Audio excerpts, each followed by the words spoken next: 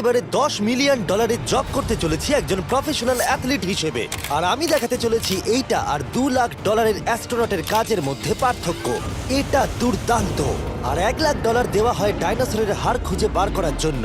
ও মাই god! আরো অনেক job দেখাবো। আর সব থেকে কম টাকার জব যেটা আমি খুঁজে পেয়েছি, গোল্ড প্যানিং, যাদের রোজগার বছরে $1। কিন্তু আমরা মিলিয়ন উপার্জন করব। একদমই নয়। বেসিক্যালি গোল্ড প্যানাররা এটার মধ্যে প্রথমে মাটি দেয়, তারপর জলের মধ্যে এটাকে নাড়াচাড়া করে, তার ফলে গোল্ড ফিল্টার্ড হয়ে নিচে পড়ে যায়। কিন্তু এটা সহজ নয়, কারণ 5 ঘন্টা খোঁজার পরেও আমি সত্যি বলতে কিছুই পাইনি। ও বয়েজ, আমি গোল্ড পেয়েছি। এই ছোট্ট জিনিসটার মূল্য কত হবে? এটা হবে 2 সেন্ট। আমি এটাই বলতে চেয়েছিলাম। সারা বছর এই কাজটা করে তুমি মাত্র $1 রোজগার করবে, কিন্তু সৌভাগ্যবশত আমরা সেই জব করতে চলেছি যেটা করে বছরে $10 মিলিয়ন রোজগার করা যায়। কিন্তু প্রথমে দেখা যাক যে কাজ করে মানুষ বছরে $1 লাখ রোজগার করতে পারে। মিউজিয়ামের জন্য ডাইনোসরের বোন খুঁড়ে বার করা।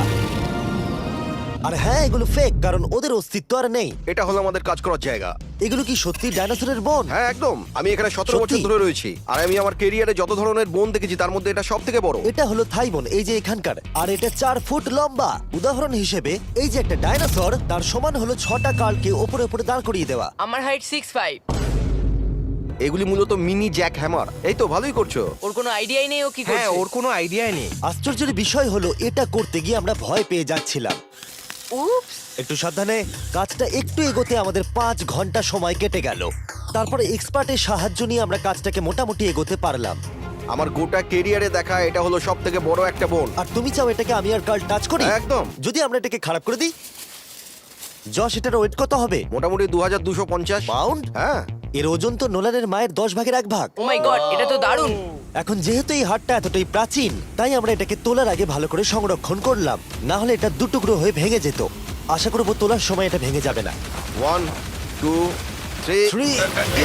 খুব ভালো। এদিকটা নিয়ে এসো। খুব ভালো। এই প্রথমবার কোনো মানুষ এটাকে বয়ে নিয়ে যাচ্ছে। একজন ইউটিউবার ডাইনোসর বোন নিয়ে যাচ্ছে। টেবিলের সামনেটা নিয়ে চলো। ঠিক আছে। 1 2 চলো। এই তো খুব ভালো। কাল তোমার হাতটা দেখবে।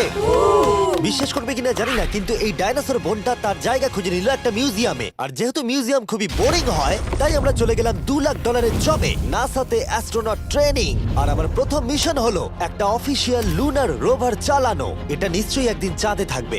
হ্যাঁ, এটাতে করেই একদিন আমরা চাঁদে ঘুরে বেড়াবো। ওরা আমাকে কেন এটা চালাতে দিল? দরজাটা খোলো। আমি এটাকে কি করে চালাবো? ওই স্টিকটাকে সামনের দিকে করো। এক্ষুনি? হ্যাঁ, করো, সামনের দিকে করো। অন্য কেউ চালাও, ও আমাদের মেরে ফেলবে। আমার ভয় লাগছে। হ্যাঁ, ঠিক হচ্ছে। ও, এটা তো দারুণ। চলো এবং টুইস্ট করো। ডান দিকে? ডান দিকে বা বাঁ দিকে, যেদিকে খুশি করতে ও মাই পারো। গড, ওখানে তো কার আছে? এটা কি রাস্তায় চালানো লিগ্যাল? হ্যাঁ, এখানে রাস্তায় লিগ্যাল আছে। ও, এটা সত্যিই দুর্দান্ত। আমরা সাইড হয়ে যাচ্ছি কেন? আমি জানি না এটা কি করে সোজা চালাবো। আর আমার যেন মনে হচ্ছিল আমি ড্রিঙ্ক করে এটা চালাচ্ছি, কিন্তু তাও আমি এটাকে নাসার লুনার ট্রেনিং ইয়ার্ডে নিয়ে যাওয়ার চেষ্টা করছিলাম, যেখানে আসল টেস্ট ছিল। ও, অফরোডিং। ও গড। ও, এটা তো খুব লাফাচ্ছে। তোমরা চাও এই হিলটা দিয়ে চালিয়ে আমি নিচে নামি? এটার মধ্যে কি কোনো সিট বেল্ট নেই? এখানে একটা সিট বেল্ট আছে, কিন্তু আমরা ইউজ করি হ্যাঁ, না। এখানে সিট বেল্ট আছে কিন্তু কেউ ইউজ করে না। এটা জেনে ভালো ও, লাগলো। এটা তো খুবই স্টিপ। ও ওরে বাপরে, আমরা কি সত্যি নিচে নামবো? আমার সিট বেল্ট চাই এক্ষুনি। ও মাই গড। দাঁড়াও, আমরা হিল থেকে সাইড হয়ে থামাও, নামছি। থামাও গাড়িটাকে। ঠিক আছে, তোমার হাতটা তুলে নাও যাতে ওরা দেখে আমি চালাচ্ছি। আরে, ও তো সত্যি তুলে নিল। ঠিক আছে, আমি আরে, উঠে যাচ্ছি, নিককে না, দিচ্ছি। না, না, না, দাঁড়িয়ে এখানে পড়ো। বসো। না। আমরা কি ফ্রেটারে সাইড হয়ে নামবো? ধরো আমাকে কাল।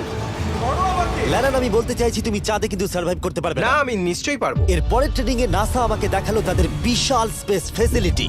ওরে বাবারে, এটা হলো পৃথিবীর দ্বিতীয় বৃহত্তম পুল। সত্যি কথা বলতে মনে হচ্ছিল ওরা আমাদের কি ট্রেনিং দিচ্ছে, বিশেষ করে যখন আমাদেরকে স্পেস স্যুট দেখানো হলো। আমি যতদূর জানি তুমি একটা স্পেস স্যুট পরলেই তুমি অ্যাস্ট্রোনট হয়ে যাবে। কিন্তু এর মধ্যে একটা গন্ডগোল আছে। স্পেস ওয়াকে তোমাকে কি ডায়পার পড়তে হয়? তোমাকে 12 ঘন্টা স্যুটটা পরে থাকতে হবে। ওয়াও, এই নাও। এটা সত্যি একটা অ্যাডাল্ট ডায়পারের মতো। ওকে, আচ্ছা, একটু সাবধানে। হ্যাঁ। এটা হাতে তৈরি করা।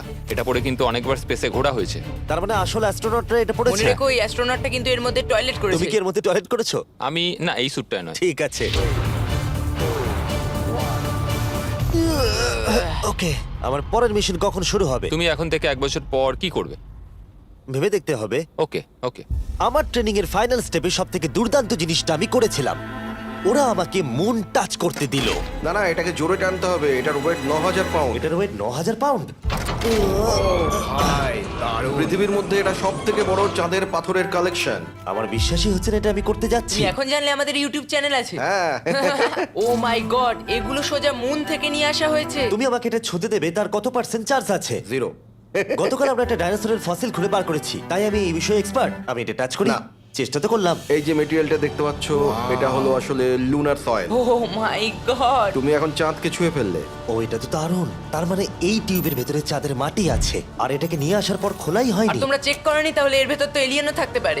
হ্যাঁ, চাঁদ থেকে আনা হয়েছে, তাই থাকতেই পারে। দাঁড়াও। থেকে এটা তোমরা চাঁদ শুনলে? থেকে। আর তারপরে আমরা এলিয়েনরা যে সত্যি আছে এটা জানার পরে আমরা গেলাম স্ট্র্যাটোস্ফিয়ারে আমাদের পরের জব করতে। সেখানে নোলান আর গার্ল একটা প্লেন চালাবে। আমি আগে কোনোদিনও প্লেন চালাইনি। আমরা জানি না আমরা কি করছি। প্রথম দিনের ফ্লাইট ট্রেনিং এ তোমাদের স্বাগত। আমি মজা করছি না, ছেলেরা প্রথম প্লেন চালাতে চলেছে, তাও আবার মাত্র একবার এই ফ্লাইট সিমুলেটরে প্র্যাকটিস করার পরে।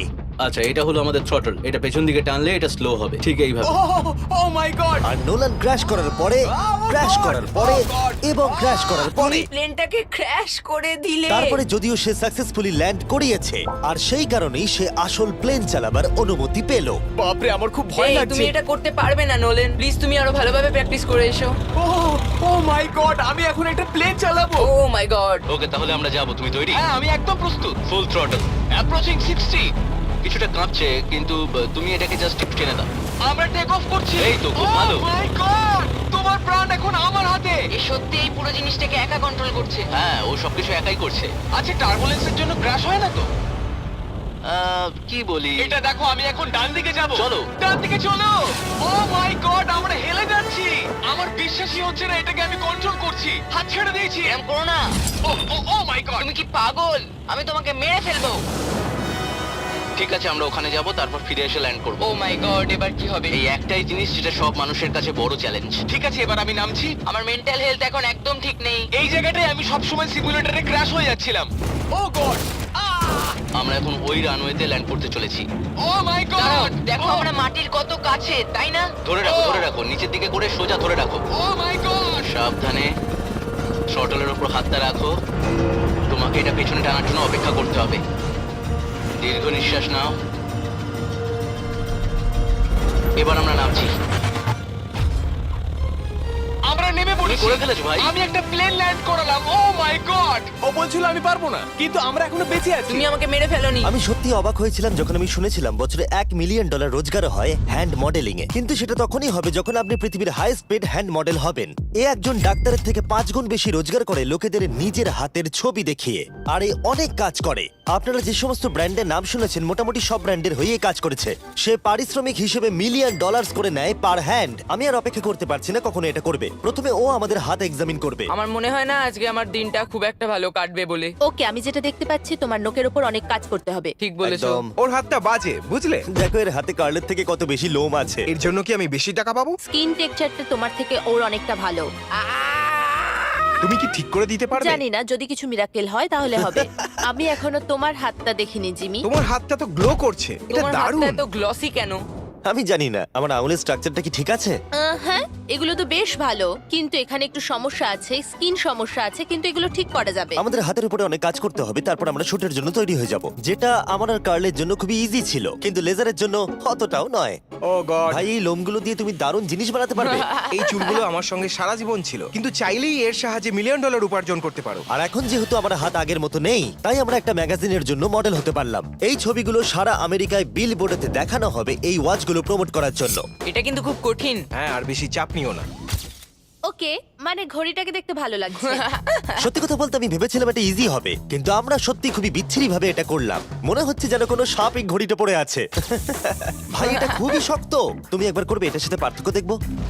ও কি দুর্দান্ত। তোমার হাত নড়েনি, তাই প্রোডাক্টটা দারুণ দেখা যাচ্ছে। ভালো মডেল হওয়া মানে একটা ঘড়ি পরে নিলাম তাই নয়, মাঝে মাঝে মডেল হিসেবে তোমাকে অদ্ভুত জিনিসও করতে হয়। তুমি ভয় পাচ্ছ কেন? কারণ অফ ক্যামেরাতে হাতে একজন সাপ আরে ধরে ভয় পাওয়ার আছে। কি আছে? চিন্তা করো না কার্ল, চিন্তা করো না। ওর হাতটা এখানে রাখো যাতে ওর মাথাটা একটু সাপোর্ট পায়। হ্যাঁ একদম। এর মাঝে আমি একটা জিনিস ঢোকাতে চাই, সেটা হলো ইমোর্টালস অফ অ্যাভিয়াম। এর এই ভিডিওর স্পন্সর। একটু এখানটা ধরো। হ্যাঁ ঠিক আছে। এখন এই মডেলিং করছে একটা ওয়াচ, একটা স্নেক আর এই গেমটার। ও এটা দেখো, এটা দুর্দান্ত লাগছে। ইমর্টালস অফ অ্যাভিয়াম হলো একটা ফার্স্ট পার্সন ম্যাজিক শুটার, যেখানে তুমি জ্যাক নামের একজন প্লেয়ার হিসেবে এই পৃথিবীকে বাঁচাবে কার্ল। ও কি আমাকে বাঁচাবে? এবার আমি চাই তুমি এই গেমটার এক্সবক্স ভার্সনের মডেল হও, একটা স্করপিয়ন নিয়ে। না ভাই। এই দেখো, তুমি ঠিক এটাকে এইভাবে ধরবে। আচ্ছা এটা হাতে ধরাটা সেফ তো? হ্যাঁ, একদম ঠিক আছে, একদম। নাও নাও নাও, যা বলার বলে দাও, Okay, বলে দাও, আর তো ফটো তুলে ঠিক নাও। আছে, তুমি এই গেমে ডিফারেন্ট টাইপের 25টা ম্যাজিক স্পেল পাবে আর 80টা ডিফারেন্ট ট্যালেন্টকে আনলক করতে পারবে নিজের ক্যারেক্টারকে কাস্টমাইজ করতে। ইমমর্টালস অফ অ্যাভিয়াম এই ফটোটাকে পছন্দ করবে কার্ল? ইমমর্টালস অফ অ্যাভিয়াম আশা করি পছন্দ হবে। কার্ল, আর কিছুক্ষণ এটাকে ধরে রাখো, তারপরেই আমরা এনএফএল প্লেয়ার্স হয়ে যাব। যারা ইমমর্টালস অফ অ্যাভিয়াম তৈরি করেছে তারা আরো অ্যাওয়ার্ড উইনিং গেম তৈরিতে সাহায্য করেছে, যেমন হ্যালো, কল অফ ডিউটি আর ডেড আমার এই স্পেস। গেমগুলো দারুণ লাগে। ও, এটা তো নড়ছে। আর দারুণ জিনিস হলো ওরা আমাকে এই গেমের বস করেছে, আর যদি তুমি আমাকে মারতে পারো তাহলে এই গেমের যে কোনো বসের থেকে বেশি গোল্ড পাবে। ও না, আরে চিন্তা করো না, আরে ওর ভয় দিকে পেও না। তাকিও না।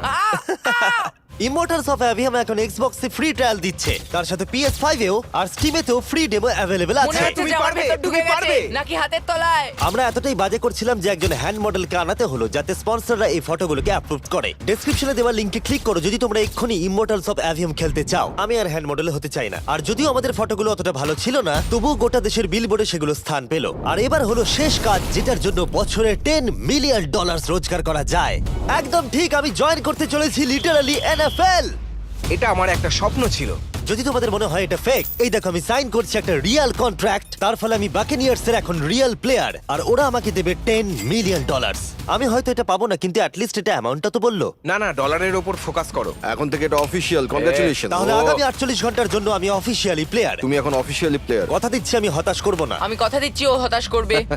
কন্ট্রাক্টটা শেষ করেই আমি আমার টিম নিয়ে মাঠে নেমে পড়লাম 60,000 দর্শকের সামনে। প্রথম স্টেপ হলো ওয়েট ট্রেনিং। এটা হালকা হচ্ছে, ওয়েটটা একটু বাড়িয়ে দিই চলো। এই তো খুব আমার ভালো। মনে হচ্ছে না ওরা আমাকে 10 তোমাকে মিলিয়ন struggle দেবে। খুব করতে ভালো হবে। হচ্ছে। তুমি কি উইনার নাকি তুমি ফ্যালকন? খুব ভালো। আমি লক্ষ্য করলাম NFL প্লেয়ার হলেই তোমাকে উৎসাহ দিতে সবাই চাচায়। আচ্ছা এই জিনিসটা কি তোমাদের টিমের সবথেকে স্ট্রং প্লেয়ার করে? দেখা যাক এটা আমি একবার করতে পারি কিনা। ওরা এটা 12 বার করে? ওরে বাবারে। ওরা সাধারণ মানুষ নয়। আমি চাইবো না ওরা আমাকে ধাক্কা মারুক। আরেকটা, চলো তুমি পারবে। ফুটবল। Easy! আরেকবার, কাম অন। NFL এত শক্ত কেন? তাদের টিপিক্যাল ওয়ার্কআউটের সাথে এটার পার্থক্য কতটা? অনেক বেশি। যাক, একটু মাথা ব্যথা তো দূর হলো। কিন্তু তোমাকে পরে ওগুলোই করতে ঠিক হবে। আছে। এরপরে আমি প্রথম প্র্যাকটিস করলাম টেম্পা বে বাকেনিয়ার্স এর ট্রেনিং গ্রাউন্ডে। আমি দেখা করলাম আমার কোচের সাথে। কেমন আছেন? তুমি কেমন আছো? ভালো। আর আমার নতুন টিমমেটদের দেখা সাথে। করে খুব ভালো লাগলো ভাই। আমার নাম শেখ। আমার তোমার ভিডিও খুব ও, ভালো সত্যি? লাগে। তারপর ক্যান্ডি বার, আর হ্যাঁ কালকেও। Thanks, ভাই। আর আমার নতুন টিমমেটরা বিশ্বাসই করছিল না আমি সত্যি করে টিমে সাইন করেছি, তাই আমি আমার কন্ট্রাক্টটা ওদের দেখালাম। এটা একই তো যাতে তোমরা সাইন তুমি তো করেছিলে? দেখছি আমার থেকে বেশি টাকা পাচ্ছ গো। আমাকে এত কিন্তু তুমি দেওয়া হয় পড়লে না। দেখতে পাবে 48 ঘন্টার মধ্যে ক্যান্সেল না করলে কিন্তু ও, আমরা ক্যান্সেল হ্যাঁ। করে দেবো। দেখো এখানে যদি আরো আমি অনেক সঠিক কিছু বলি। লেখা আছে। যাই হোক, অফিশিয়ালি তুমি এখন আমি আমাদের জানি, টিমে। Thank you. কিন্তু আমার অন্য তোমাকে এখন টিমমেটরা অনেক ওখানে খাটতে আছে। হবে। ওদের কাছে আমাদের বাচ্চা মনে হচ্ছে, ওরা খুবই লম্বা। একবার ওর হাইটটা তো দেখো। সত্যি কথা বলতে এর আগে আমি কখনো ফুটবলই খেলিনি, তাই ওরা আমাকে একটা কিক মারতে দিল, যেটা আরে, ও, আমি বিচ্ছিরি ভাবে করলাম। মিস্টার বিস্ট, আজকে সারাদিন প্র্যাকটিস করো, কালকের মধ্যে রেডি হতে ঠিক হবে। বলেছো, ঠিক বলেছো। আমি চেষ্টা করছি। যেহেতু এর আগে আমি কখনো কোয়ার্টার ব্যাক খেলিনি, আমি ছুটছি। আমি যতদূরে পারলাম ছোড়ার চেষ্টা করলাম। এটা টাচডাউন। তোমাদেরকে আমি বলে দিই যে টিমটা আমি জয়েন করেছি সেটার হয়ে টম ব্র্যাডি সুপার বোল জিতেছে, তাই ভাবলাম ওকে সারপ্রাইজ দিলে ভালো লাগবে। ও, এই তো টম। ও, এক্ষুনি আমার লেগে যাচ্ছিল। টিভি কেমন আছো ভাই? কেমন আছো কেমন আছো টিভি? ভাই? এখানে একজন আমার বন্ধু আছে, ও খুশিতে প্রায় মরেই যাবে যদি তুমি ওকে একটা না, না, হাই বলো। তুমি এটা একদম করো আমি না, জানি তুমি খুব করো না খুশি। এটা। ও শেষ। এরপরে আমরা প্র্যাকটিসের থেকে বেশি মজা করতে শুরু করলাম। লিটল ম্যান, ও, তারিক, তুমি অনেক ছোট। হ্যাঁ, তুমি যাও গিয়ে শুট করো। ঠিক আছে, পরে দেখা হবে। কেউ কেউ আমার দুদিনের কন্ট্রাক্ট নিয়ে প্রশ্ন করছিল, তাই বাক্স আমার জন্য একটা প্রেস কনফারেন্সের আয়োজন করলো। আমাদের সামনে একটা বড় খেলা আছে, আমরা শুধু সিরিয়াস প্রশ্নেরই উত্তর দেব। এটা কি পাবলিসিটির জন্য করছো? তাহলে এখানে কি করছো? যতটা সম্ভব ভালো ভিডিও তৈরি করার হ্যাঁ, জন্য। এটা পাবলিসিটির জন্যই করা। পরিষ্কার বলে দিই আমি NFL প্লেয়ার নই। জিমি তোমার এই টিমে এসে কেমন লাগছে? আমার দারুণ লাগছে। সত্যি কথা বলতে কি, আমার ভাবনার থেকে ওরা আমাকে বেশি আপন করে নিয়েছে। আপনি কতক্ষণ খেলবেন বলে ঠিক করেছেন? জানি না, এবং বারবার বোঝানোর পরে যে এটা কিছু সময়ের জন্য, তারপরে আমি চলে গেলাম মেজার করতে। 6 feet 4.5। 6'4.5"। কার্ল, তুমি তো 6'5". আমি 6'5", হ্যাঁ হ্যাঁ।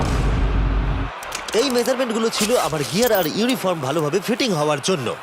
এটা কিন্তু দেখতে দারুণ লাগছে। চলো শুরু করি তাহলে। যখন আমি তৈরি হয়ে গেলাম, অফিসিয়াল গেম ডে চলে এলো। আমি জানি না ওরা আমাকে কেন এটা করতে দিচ্ছে, কিন্তু হ্যাঁ, থ্যাঙ্কস বাক্স। তোমরা কি আমাকে এই টিমে দেখে অবাক হচ্ছ? হ্যাঁ, এটা আমার প্রথম ফুটবল যেটাতে আমি সাইন করলাম। জিমি এখন যে কোনো মুহূর্তে বেরিয়ে আসতে ওরা পারে। বললো যদি আমি 100 অব্দি থাকতে পারি তাহলে ওরা একটা খেলা খেলবে, আমাকে একটা সাহায্য করবে, উত্তেজিত হয়ে ওঠো। ভালো বলেছো। এটার প্রথম গেম আর এটা সম্ভবত শেষ। অবশ্যই ওর শেষ গেম। আমি জানি না কি হতে চলেছে। ক্যানন গুলোকে ফায়ার করো। এটা দুর্দান্ত। আর যেহেতু আমি একমাত্র এই এনএফএল গেমেতেই অংশগ্রহণ করছি, তাই টিম আমাকে লিড করবার সুযোগ করে দিল। চলে এসো বয়েজ। জিমি, ওই দেখো আমাদের বন্ধু। প্লেয়াররা যেন আমাকে চাপা দিয়ে না চলে যায়। এটা কি তোমার জীবনের সব থেকে ভালো দিন? এটা আমার জীবনের সবথেকে ভালো দিন, জিমি। আই লাভ প্লেয়াররা ইউ। আমাদের থেকে আগে চলে যাচ্ছে। জিমি এখন এনএফএল প্লেয়ার। কেমন আছো তোমরা? আমি তোমাদেরকে হতাশ করবো না, যদিও সম্ভবত আমি খেলবো না। Love you. দেখো কি বড় একটা প্লেন। আমেরিকা চলো ফুটবল খেলা যাক। আমাকে অফিসিয়ালি এনএফএল প্লেয়ার করার জন্য বাকিনিয়ার্স এর জন্য একটা হিউজ শাউট আউট। সত্যি কথা বলতে ভালো হলো যে আমি খেলিনি, কারণ ওরা যদি আমাকে ধাক্কা দিত সম্ভবত আমি মরেই যেতাম। আমি ভেবেছিলাম ওটা ওখানেই শেষ হয়ে যাবে, কিন্তু ফ্যালকন টুইটটা করে দিল, মিস্টার বিস্টের পরের চ্যালেঞ্জ হলো hit the field goal, win the game.